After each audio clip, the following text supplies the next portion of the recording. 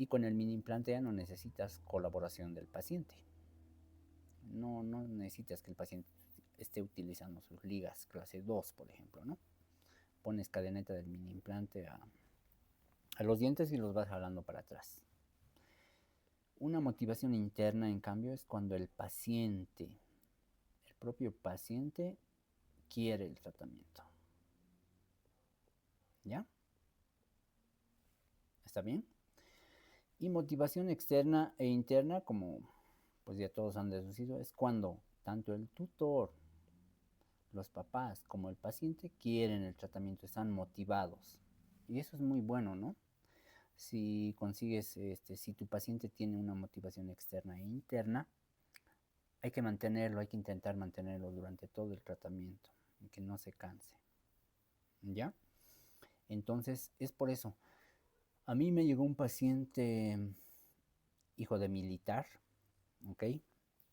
Paciente adolescente, porque yo a su hermano ya le había atendido, que era una mordida cruzada anterior, ha quedado súper bien, todos felices. Y después me trae a su hijo menor, a su hermano, ¿no? Más jovencito. Y yo le veo y era pues así gordito. Su papá es militar, no me acuerdo qué grado, ¿ok? Gordito y siempre yo me acerco al lado del paciente y le digo, ¿qué tal? ¿Cómo te llamas? ¿Cuántos años tienes? Che, ¿y tú quieres brackets? Esa es la pregunta que les hago a los pacientes, sea la edad que tengan. Y muchas veces van a decir, sí, yo quiero salitas, colores, etcétera. Las niñitas, por ejemplo, ¿no? Están motivadas. Pero este jovencito me dice, no, que mi papá me está obligando. Uy, ya bueno. Motivación externa en este paciente. Pues resulta que luego de eso, al hablar con su papá, ¿ok? Me dice, sí, hermano, por favor, ponme los brackets porque este no deja de comer, está muy gordo. Quiero que baje de peso. No quiere hacer deporte tampoco. Entonces, si le pones brackets, seguro ya no va a poder comer bien y eso le va a ayudar a bajar de peso. Imagínense esa situación, ¿no? Eh, Papá me quería utilizar a mí para que el paciente baje de peso, que deje de comer, porque comía mucho según él.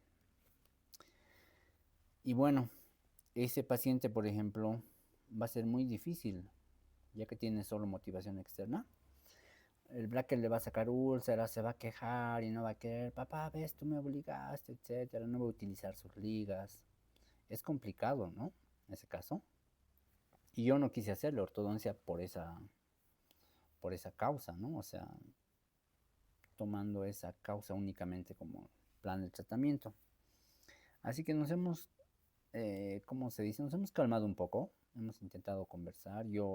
He conversado con el jovencito, le he mostrado sus fotos, le he mostrado la maloclusión que tenía, el problema que podía eso traerle a futuro, etcétera, para cambiar la motivación, ¿ya?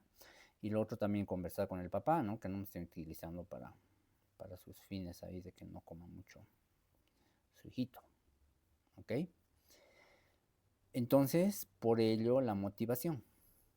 Doctores, motivación. Interna, externa o ambos. Aquí lo voy a anotar de lo que encuentra en mi paciente. ¿Ya? Después, en la parte superior, crecimiento, dicen, ¿no? Aquí voy a poner si el paciente aún está creciendo o si no está creciendo ya. Porque si el paciente aún está creciendo, y estamos hablando acá de la pubertad, es decir, 12, 13, 14 años, hasta los 14 años, las niñas mucho más antes, porque ellas maduran mucho más temprano, hasta la pubertad podríamos estar pensando en tratamientos de ortopedia, ¿no? Tratamiento en los huesos. Pero si ya tu paciente llega de 16 años, ya no tiene un crecimiento activo. Entonces aquí voy a poner no. Entonces, pues ya dentro de las opciones de tratamiento van a estar únicamente con brackets, ¿no? En cambio, si te llega un paciente de 12 años y tiene algún problema esqueletal, podríamos estar pensando en ortopedia. Por ahí tiene mordida cruzada anterior, seguramente máscara facial, etcétera. ¿Ya? Eso se refiere acá de crecimiento. Otro dato bien importante, biotipo facial. Muy, muy importante ese dato. 3 tipos de biotipo facial que vamos a tener, ¿no? Todos se deben de acordar. Yo voy a tener un paciente braquifacial,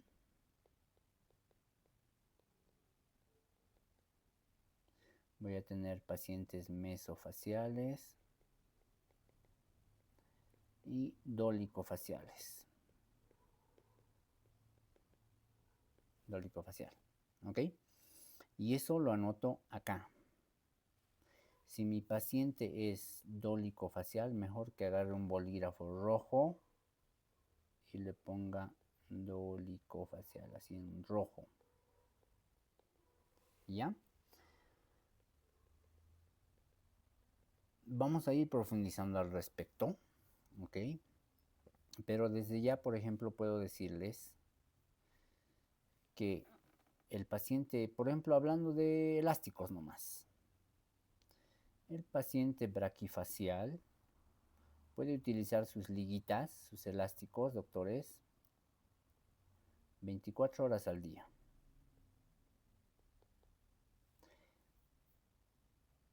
Un mesofacial también podría ser, hay que ver si es que empieza a tener alguna molestia en sus articulaciones, porque un dólico facial utiliza sus elásticos solamente 12 horas por día. Tiene que utilizar la mitad del día, ¿no? Es decir, este paciente dolicofacial va a utilizar elásticos intraorales de clase 2, clase 3, solamente en el día. ¿Ya? Hay que tener cuidado con eso. ¿Ok? Más adelante vamos a profundizar muchísimo más al respecto. Pero, por ejemplo, si tú tienes un paciente clase 2, a ver, una imagen voy a buscar acá. Un paciente clase 2 a quien le vas a dar elásticos de clase 2, porque es media clase 2 o un cuarto de clase 2. ¿Está bien? Y tú has dicho, ok, lo voy a solucionar con elásticos, ¿no? Con elásticos lo voy a solucionar. Una imagen estoy buscando para esta partecita.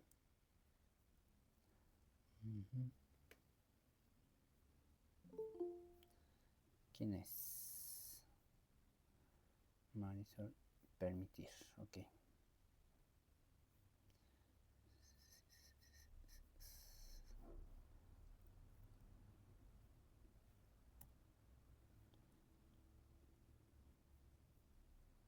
Ya.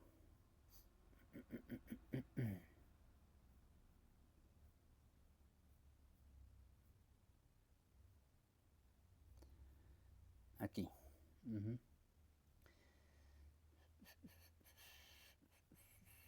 A ver, este casito vamos a utilizar. Digamos que tengo un paciente clase 2, ¿ya? Solo quiero que se fijen en esta imagen.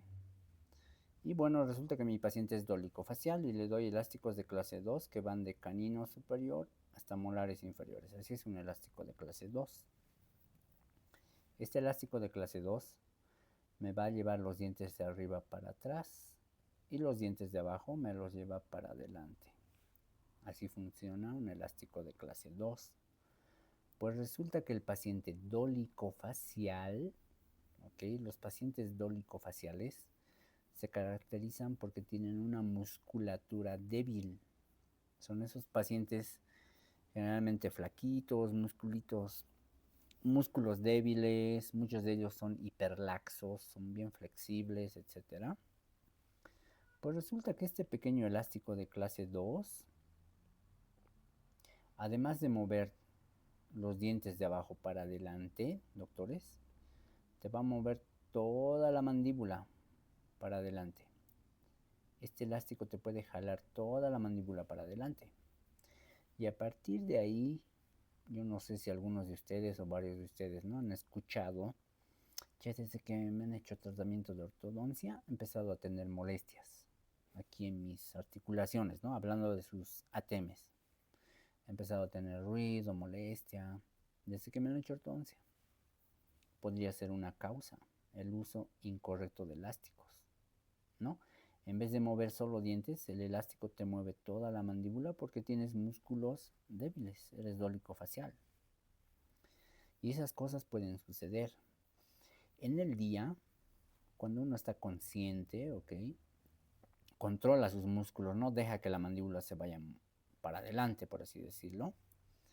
En cambio, en la noche uno se duerme y se relaja totalmente y el elástico puede hacer estragos.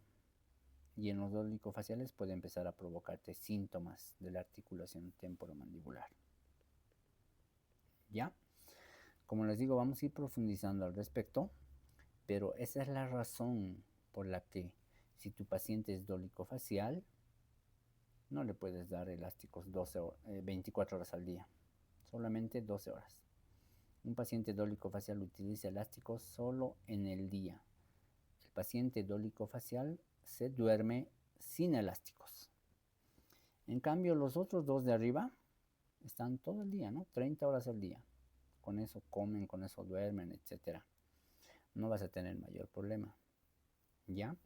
Entonces, si tienes una media clase 2, por ejemplo, quieres solucionar solo con ligas y es dólico-facial, ahora lo vas a pensar dos veces. Por el biotipo solamente agregamos un punto a favor de la exodoncia para una media clase 2, por ejemplo.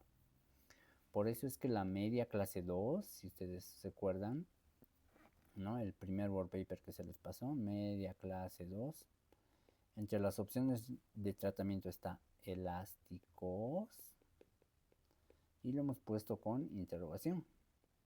Está distalización y incluso está exodoncia. ¿De qué depende? Del diagnóstico, biotipo, de varias cosas, ¿no? Ahorita les acabo de mostrar cómo es que el biotipo facial va a influir en el protocolo de uso de elásticos, cómo es que va a influir en extracción o no, ¿verdad? Ok, doctores. Entonces, bueno, estamos acá, biotipo facial, ¿no? Si el paciente es dólico, con rojo voy a poner, dólico facial, etcétera, ¿ya? Y a la hora de que le esté dando elásticos, tengo que tomar en cuenta eso, ¿no? Ok. Ya la parte de arriba estaría solucionado. El siguiente espacio que vemos acá que dice ATM, otros, etcétera, lo utilizamos para poner signos que pueda tener el paciente respecto al ATM, por ejemplo.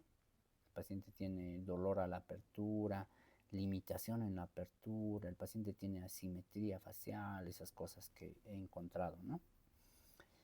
Y en otros igual, ¿no? En otros, por ejemplo, el paciente tiene un supernumerario, un mesiodens, tiene agenesia de laterales, todo aquí va a estar anotado para que de un pantallazo yo vea el caso, un resumen del caso. ¿Ya? ¿Ok? Antes de entrar a esta parte, que es el análisis estético, que junto a lo funcional, no por nada están aquí a los dos extremos, son los pilares actuales de la ortodoncia. La estética y la función son los pilares fundamentales de la ortodoncia moderna. ¿Está bien? Lo estético tiene un gran peso en la ortodoncia actual, ¿no? Por eso es que el diagnóstico no la empezamos haciendo cefalometría. Eso es un examen complementario. ¿Está bien? No es el punto de partida. ¿Ok? Así que antes de entrar al análisis estético, vamos a darle una pasadita a la historia clínica. Los que tienen por ahí pueden ir ojeando historia clínica. La primera parte, esta historia clínica yo les compartí lo que uso en el consultorio, ¿no? Ahí igualito pueden ustedes modificar, agregar cosas, etcétera. ¿Ya? Lo de arriba aquí, bueno, son datos de afiliación, edad, dirección, ocupación, etcétera. Así que vamos a bajar. ¿Ok? Hay una tablita acá, ¿no? El motivo de consulta. ¿Cuál es el motivo por el que asiste? Bueno, no me gustan, yo qué sé, pues mi canino que está muy arriba, no sé. Lo anotas tal cual te lo menciona el paciente, ¿ya? ¿Qué es lo que te molesta de tus dientes? Oh, no me gusta este espacio entre mis conejos, digamos. el motivo de consulta. Y me voy a saltar a la pregunta 2. Dice, ¿está usted tomando algún medicamento? Porque no hay contraindicación para hacer ortodoncia. Bueno, casi no hay. Tú puedes hacer ortodoncia desde los 8 años, 10, hasta pacientes que tienen 50 años. Vas a lograr mover los dientes. Obviamente no es lo mismo mover dientes en un adolescente que en un paciente ya pues maduro, ¿no? 45 años, 35 años, su hueso está cada vez más, ¿qué se podría decir, no? Más sólido, por así decirlo. Yo he tenido pacientes adultos y les hemos hecho ortodoncia. Ellos generalmente tienen más molestia, les duele más al moverse los dientes y de paso también se mueven un poco más lento los dientes. Entonces, si llega un paciente ya mayorcito, 35 años, quiere ortodoncia, pues tienes que hablarle, ¿no? Sí, te voy a poder hacer, pero vamos a demorarnos un poco más que en un adolescente. Y puede que te moleste más, ¿no? Los brackets, etcétera. ¿Qué opinas? Sí, me voy a aguantar nomás, sí, pero quiero siempre el tratamiento. Ah, genial, pues, ¿no? Hacemos, ¿ok? Pero ya les he avisado cómo va a ser. Hay una contraindicación en ortodoncia, ¿está bien? Porque si el paciente tiene, ¿qué te digo? Hipertensión, puedes hacer ortodoncia. Puedes, no está contraindicado. Paciente tiene diabetes, puedes hacer ortodoncia. Los dientes se van a mover sin problema. Paciente con diabetes, hipertensión, tienen más problemas de encía, digamos, ¿no? Relacionado con la ortodoncia. Cierto medicamento que consumen puede provocar agrandamiento gingival y eso te lo cubre a los brackets, por lo tanto vas a tener que planificar cortar encía, ¿no? Cada cierto tiempo, digamos, pero no es una contraindicación.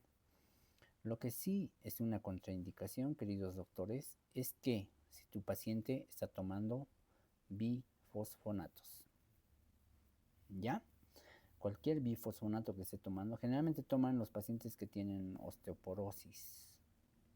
Generalmente ellos consumen bifosfonatos, ¿ya?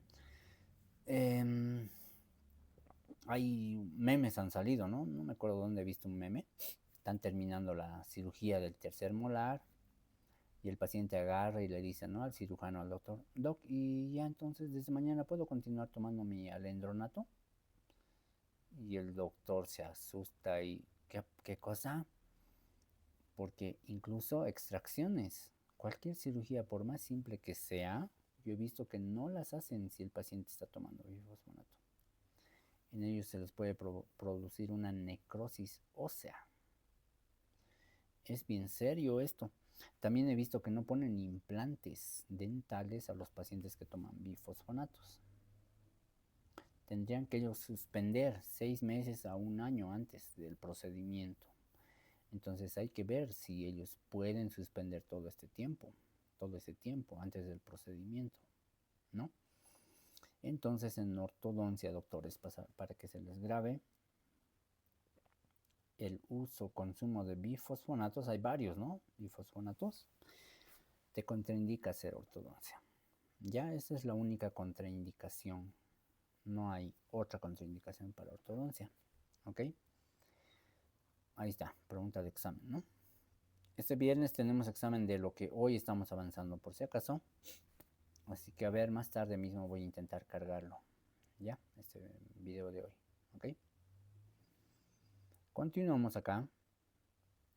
Aquí estamos intentando averiguar problemas sistémicos. Como ya les dije, no son contraindicaciones, sino son ciertos problemas que se pueden presentar, agrandamiento gingival, etcétera, ¿no? Entonces, es más por eso, ya no está contraindicado. En algunos pacientes por ahí tendrías que hacer la sesión más corta, digamos, etcétera. ¿Ok? Voy a seguir saltando en la historia clínica. En la pregunta 16, por ejemplo, ¿no? Intento ver si el paciente ha sufrido algún trauma, porque en los niños el haberse golpeado en la cara, ellos se caen, ¿no? Y se golpean la cara y afecta al folículo que está formando, ¿no? a la pieza dentaria que está en formación y puede ser una causa para que el paciente presente una pieza dentaria retenida. ¿Ok? Es por eso la pregunta 16. Continúo bajando respecto a la medicación, alergias, todo lo que se maneja en odontología general. Y la pregunta 24, hábitos. Igualito, no tengo que olvidarme, ¿no? Si el paciente se anda succión digital de su hijito, por ejemplo, podría ser causa de una mordida abierta, etcétera, que tiene que estar anotado en la historia clínica, ¿ya? Y hay una parte, una tablita, ¿ok? Que ya está dirigido específicamente a la ortodoncia, ¿no? La pregunta 26, abajo de la 26 dice, en caso de que el paciente sea menor de 16 años, llene los siguientes datos en el cuadro. ¿Por qué dice llene? Cuando viene un paciente nuevo, está esperando en la sala de espera, agarra y le das la historia que llene el paciente, los tutores. Yo les digo, ¿no? Si alguna pregunta no pueden, ya en el consultorio lo vamos a terminar de llenar, digamos. Entonces ellos llenan con su propia mano, ¿ya? Y al final de la historia firman y todo, ¿ok? Dios no quiera que se nos presenten, ¿no? Problemas legales, pero lo primero que les piden, ¿qué es? Historia clínica, la hoja de seguimiento. Eso es lo primero que se pide ante una situación legal, algún juicio, algo así. Entonces tiene que estar llenado y firmado por el paciente. Si el paciente dijo, no, no tengo diabetes, no tengo nada, y entonces, bueno, ahí está firmado. No estoy consumiendo ningún medicamento, ahí está firmado. Se le ha preguntado y el paciente pues mintió, ¿no? Esto tiene que ver, este cuadrito tiene que ver para la ortopedia, ¿ok? Por eso dice las preguntas, ¿no? Hay que explicarle por qué le estoy preguntando a la paciente. Por ejemplo, la primera menstruación en las niñas, ¿ya? Si la respuesta es sí, dice, ¿hace cuánto tiempo? Ah, pues hace unos 6 meses. Tú puedes hacer ortopedia hasta un año después de la menarca, se llama, ¿no? De la primera menstruación. Es un signo de carácter sexual, la menstruación. Tienes un año a partir de ahí para hacer ortopedia. Si tienes mordida cruzada anterior esqueletal, tienes hasta un año después de la primera menstruación para utilizar máscara facial. De lo contrario, ya el pronóstico va a ser reservado, ¿no? Puede que funcione o puede que no funcione. Ya es por eso que empezamos a hacer este tipo de preguntas para ver si vamos a hacer ortopedia sí o no.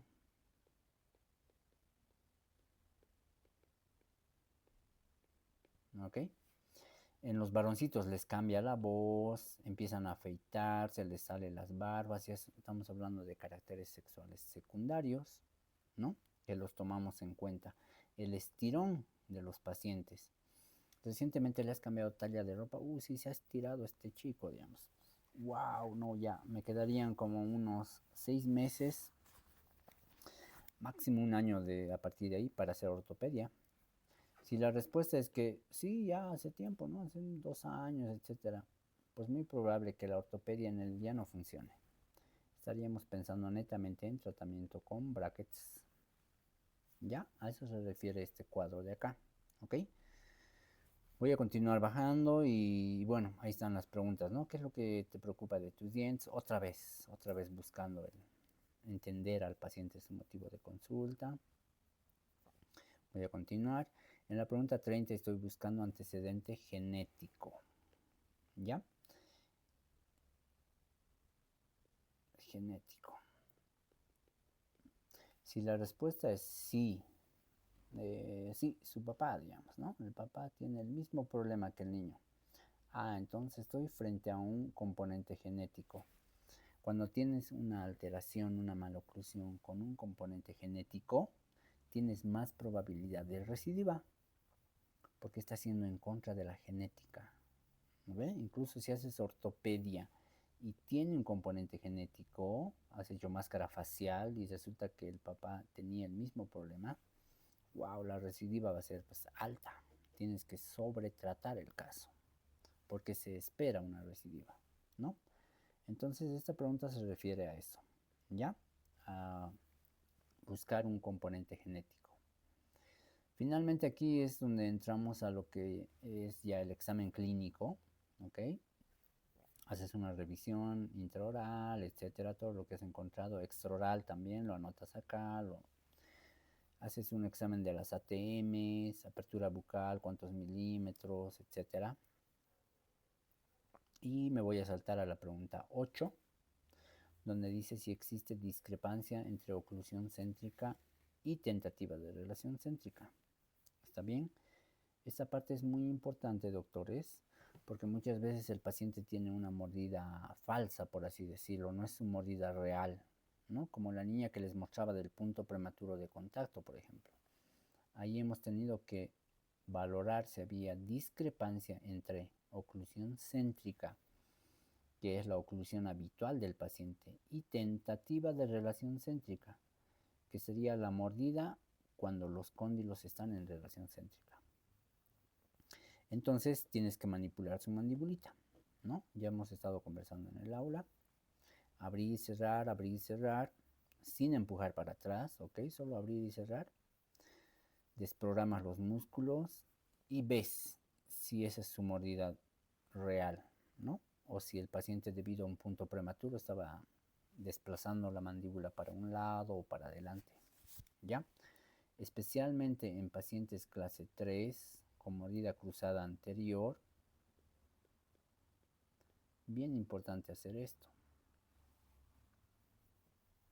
¿ok? Muy importante. Si tu paciente viene con mordida cruzada anterior y tú manipulas la mandíbula y resulta que se va vis a vis, son buenas noticias, ¿no? Tiene un componente funcional. Es decir, el paciente por alguna razón está llevando la mandíbula para adelante. Y es un buen pronóstico. Tú entonces sabes que su mordida real es vis a vis. Y ahí trabajas con inclinaciones de incisivos y puedes corregir esa mordida cruzada anterior. Pero si viene un paciente con mordida cruzada anterior, tú haces el estudio funcional, manipulas la mandíbula y la mordida no cambia. Muy probablemente esté frente a un caso esqueletal, ¿no? Entonces ahí ya vamos a evaluar si se puede camuflar o no. Tal vez se vaya a cirugía, ¿ok? Entonces eso hay que ver. Por ejemplo, tu paciente viene con un cuarto de clase 2, aparentemente. A ver, manipula su mandíbula y se ha vuelto ahora media clase 2. Todos ya entienden que es un cuarto de clase 2, que es media clase 2. Una media clase 2 es más severo que un cuarto de clase 2, ¿no? Entonces el plan de tratamiento va a cambiar. ¿Ya? Entonces punto 8, por eso está ahí marcadito, no olvidar, ¿ok? Tienes que hacer el examen funcional. Llevarlo a tentativa de relación céntrica, ¿ok? Continuamos con lo funcional. Me estoy saltando, sigue algunas preguntas, porque muchos ya manejamos sonrisa alta, gengival, lo marcas, cuál será de tu paciente. Acá, por ejemplo, prueba de Graeber, dice. Aquí tengo cuántos conectados, 34. ¿Qué es la prueba de Graeber? ¿Alguien se acuerda, doctores? ¿Alguien por ahí? ¿Qué es la prueba de Graeber? Porque es Graeber positivo, Graeber negativo. De pregrado. ¿Cómo es? ¿Quién está conectado? O digan, no, no me acuerdo.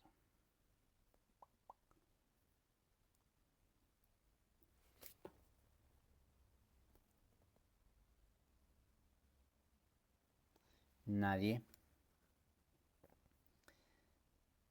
Cuando tú tienes un diastema, ¿ok? Un diastema entre incisivos, adelante, y tú traccionas el labio superior, ¿no? Hacia vestibular, lo jalas, lo traccionas, resulta que se pone isquémico la papila incisiva, como ves en la imagen. Isquémico se pone. A eso le llamamos prueba Graeber positivo. porque cuando traccionas el labio se pone isquémico. ¿Qué quiere decir esto?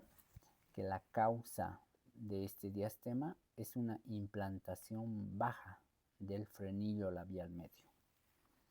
El frenillo está implantado muy abajo entre los incisivos y me está causando este diastema. Entonces, si tú pones brackets y cierras este espacio, el día que retires brackets, este frenillo otra vez te los va a abrir el diastema.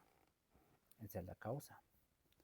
Entonces, si tú tienes Graeber positivo, tienes que planificar además hacer una cirugía, una frenectomía. ¿No? Hay que reubicar ese frenillo labial. Así que harás interconsulta o tú mismo tal vez podrías hacer, no sé. Porque la causa de ese diastema es el frenillo. No, eso es Graeber positivo. ¿Ya? ¿Ok? Entonces, en esos casos, por eso está acá en la historia, prueba de Graeber positivo, negativo, digamos. Por ahí les llega diastemas, ¿no? Pacientes con diastemas. ¿Ok? Lo mismo del frenillo lingual. Tengo que evaluar el frenillo lingual, si está corto o está anquilosado. Anquilosado quiere decir un frenillo lingual o lengua atada, si han escuchado, ¿no? Un frenillo lingual corto. Y muchas veces el paciente incluso ahí tiene dificultades o alteraciones en el habla, en la pronunciación, ¿verdad? Cuando tú tienes una lengua con un frenillo normal, esta es la posición que ocupa la lengua, tocando al paladar, el techo del paladar. Pero cuando tienes un frenillo lingual corto, miren, la lengua se queda abajo. No está tocando el paladar. Entonces acá, doctores, al paladar, por ejemplo, va a haber fuerzas desde afuera, los músculos que están por vestibular, el bucinador y todos los que ya conocemos, hacen una fuerza comprimiendo el maxilar. Pero la lengua bien ubicada se opone, ¿no?, a esa fuerza. Entonces los dientes se ubican en una zona neutra, intermedia, entre ambas fuerzas, extrínsecas e intrínsecas, ¿no?, de la lengua. Pero ¿qué pasa si la lengua está ubicado todo el tiempo aquí abajo? Entonces acá van a ganar las fuerzas vestibulares, van a ser mayores, no tienen fuerza que se oponga. Y su paladar va a ser estrecho, ¿ok? Este paciente va a tener un paladar estrecho, debido a la lengua no está cumpliendo la función que debería cumplir, ¿ya? Lo mismo pasa en un paciente respirador bucal. Por alguna razón, este paciente tiene obstruido la vía nasal. Puede ser tabique desviado, pólipos, etc. Y debido a la obstrucción nasal, el paciente es respirador bucal. Entonces, para que el paciente pueda respirar por la boca, ya que el paciente tiene obstrucción nasal, ¿ok? No puede respirar por la nariz y se ve obligado a respirar por la boca, el paciente tiene que bajar la lengua para poder respirar por la boca, ya que por la nariz no puede hacerlo, ¿no? Entonces, si bien este paciente no tiene frenillo corto, pues para estar vivo desciende su lengua y está todo el rato aquí abajo su lengua. Y volvemos a esta otra imagen. Cuando está la lengua todo el rato aquí abajo, las fuerzas que ganan son las fuerzas vestibulares, ¿no?, hacia el paladar. Entonces, ¿cómo es el paladar de los respiradores bucales? ¿Se acuerdan del pregrado? Es el paladar ojival. Es un paladar estrecho, por lo que les acabo de explicar, porque la lengua no está cumpliendo la función, porque es respirador bucal. Es un paladar estrecho, alto, y cuando tú comprimes por vestibular la zona posterior, hay una consecuencia, ¿no? Y es que los incisivos se protruyen, ¿ya? Esa es la explicación del paladar ojival en un paciente respirador bucal. ¿Ok? Entonces en la historia clínica tengo que anotar eso, ¿no? Si su frenillo lingual está bien, su frenillo labial, todo eso. ¿Ya? Con más calma pueden ir viendo punto por punto la historia clínica e ir trabajando con eso, o ahí lo modificarán y ahí ya verán ustedes, ¿no? ¿Ok? Otro hábito que me puedo encontrar en la parte funcional es la deglución. Esta es una deglución atípica.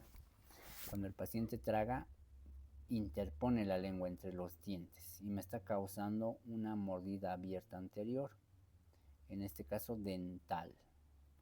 El tratamiento es simple acá, es eliminar el hábito, tal vez haces una 4x2, un poquito de liguitas y solucionas el caso sin mayor problema, cuando la causa es un hábito.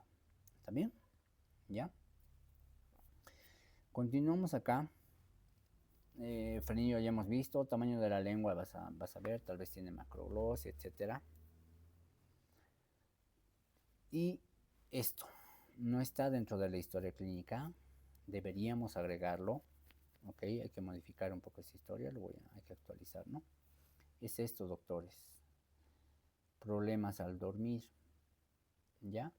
Si el paciente presenta un ronquido severo al dormir o incluso tiene interrupciones de la respiración,